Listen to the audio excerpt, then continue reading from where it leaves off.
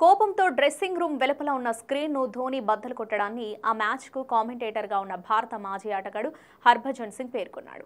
IPL 2024 season ఆఖరి దశలో RCB, CSK మధ్య జరిగిన మ్యాచ్తో చివరి ప్లే ఆఫ్స్ బెర్త్ ఖరారైంది.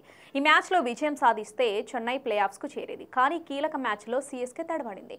చివరి ఓవర్లో 18 పరుగులు చేస్తే చెన్నై నాకౌట్కు వెళ్లే అవకాశం ఉంది. కానీ ఆర్సీబీ బౌలర్ యష్ దయాల్ 7 పరుగులే ఇచ్చి ఎంఎస్ ధోని వికెట్ను తీశాడు. ఈ మ్యాచ్లో సంచలన విజయంతో బెంగళూరు ప్లే ఆఫ్స్కు చేరింది. దీంతో సంబరాల్లో మునిగిపోయిన ఆర్సీబీ ఆటగాళ్లు చెన్నై ప్లేయర్లతో కరచాలనం చేసేందుకు కాస్త సమయం తీసుకున్నారు. మ్యాచ్ ముగిసిన తర్వాత ధోని మైదానంలోకి వచ్చి వారి కోసం వేచి చూశాడు. అయితే ఎంతకు వారు రాకపోవడంతో అక్కడున్న వారికి షేక్ హ్యాండ్ ఇచ్చి డగౌట్కు వెళ్లిపోయాడు. ఇది అప్పట్లో చర్చనీయాంశమైంది.